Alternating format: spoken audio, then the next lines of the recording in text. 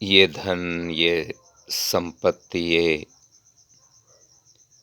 पद प्रतिष्ठा, मान सम्मान, ऐश्वर्य,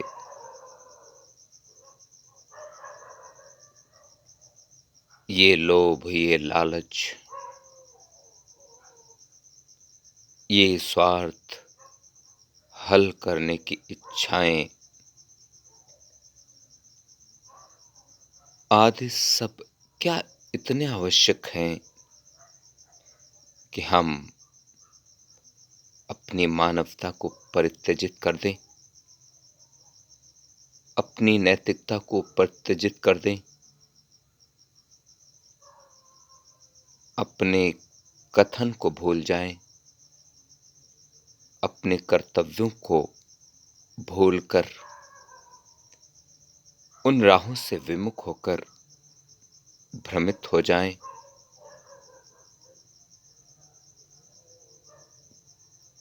क्या ये सही है? क्या ये उचित है?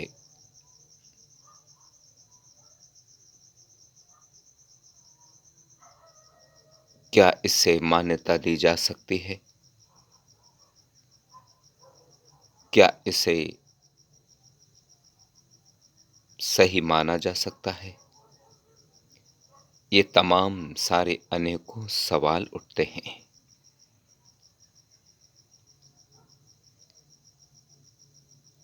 अगणित सवालों के उठते हुए ज्वारों के ये उत्तर निकाले जाएं तो कम शब्दों में यही उत्तर आएगा कि नहीं नहीं, ये ठीक नहीं है।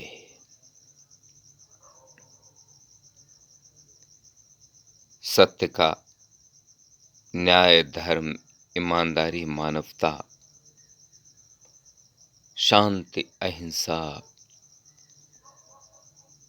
सरलता और सादगी का अपना ही महत्व है।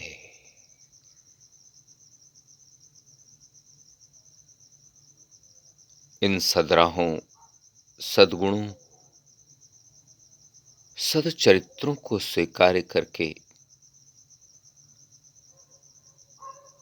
जीवन की उन यात्राओं को आसानी से पूरा किया जा सकता है कि जो यात्राएं हमारे जीवन को सफल बना सकती हैं, सरल बना सकती हैं, सुगम बना सकती हैं, हमारे जीवन को सुंदर बना सकती हैं,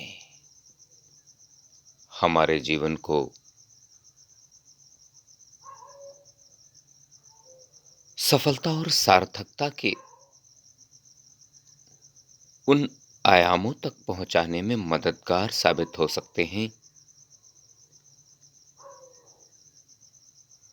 जिन आयामों को छूने के लिए सामान्य जन सफलता प्राप्त नहीं कर पाते हैं। वे जन जो इन सकारात्मकताओं और सद्राहों, सत्कर्मों, सद्गुणों का सहारा लेकर अपने जीवन को आगे बढ़ाते हैं, निश्चित ही उनका जीवन अद्भुत और अद्वितीय हो जाता है। यद्यपि कि उनके जीवन में अनेकों प्रकार की बाधाएं, कठिनाइयां, उलझनें, समस्याएं, परेशानियां जरूर आती हैं, परंतु उनके सत्कर्मों और सद्गुणों, सद्राहों के परिणाम अपने आप में अद्भुत, अद्वितीय होते हैं। ऐसे होते हैं जिन्हें देखकर अन्य जन भी उनका अनुसरण कर सकें। यदि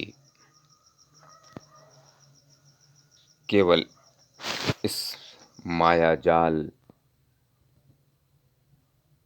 धन, संपत्ति, पद, ऐश्वर्य आदि को कैसे भी अर्जित करने की कोशिश कर ली जाए, सभी मानकों को भुलाकर इन्हें प्राप्त भी कर लिया जाए, तो इनका महत्व क्या होगा? यदि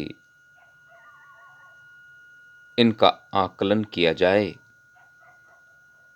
तो यह देखने में आएगा कि यदि कुमार्गों पर जाकर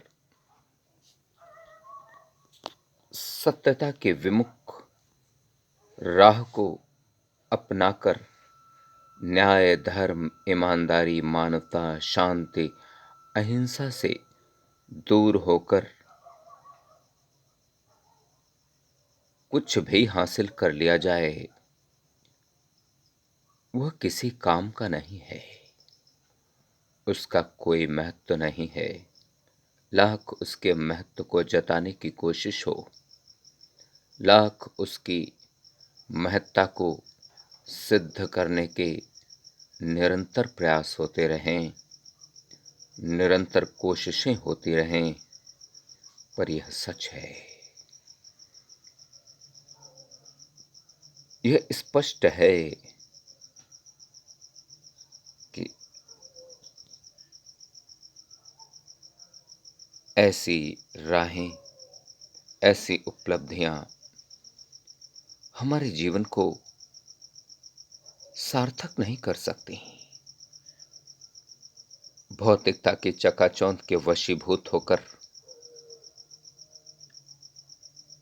हम अपने जीवन को जी सकते हैं, अपने जीवन को ऐशो आराम से परिपूर्ण कर सकते हैं, भौतिकता की इन व्यवस्थाओं से लबालब भर सकते हैं और दिखावे के इस जीवन शैली के रूप को जीकर खुद को ढांढस अवश्य बंधा सकते हैं, पर वास्तविक रूप में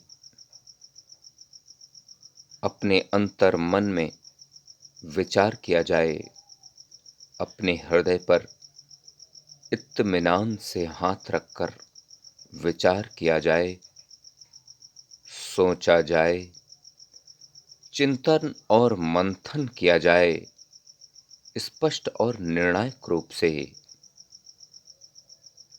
एकांत में बैठकर जब हम खुद के क्रियाकलापों और कर्मों का आकलन करेंगे,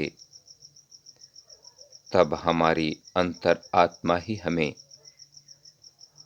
हमारा अंतर मन ही हमें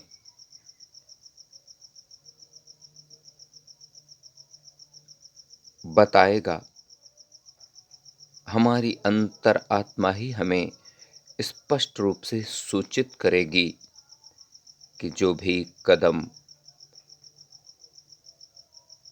नकारात्मकताओं की राहों में होते हुए हमने आगे बढ़ाए हैं, वे उचित नहीं रहे, वे अच्छे नहीं रहे।